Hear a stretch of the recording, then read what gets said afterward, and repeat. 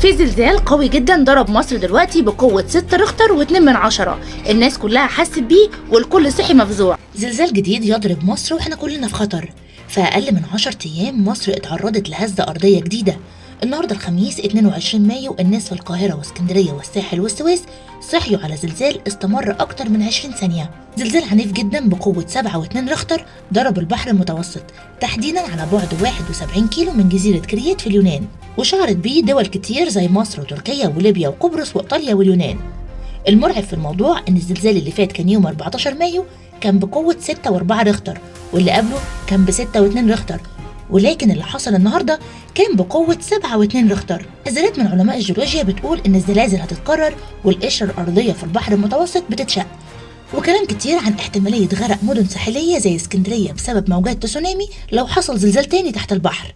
لحد دلوقتي مفيش أي خسائر في الأرواح، بس السؤال اللي لازم يتسأل: حسيتوا بالزلزال ولا معداش عليك؟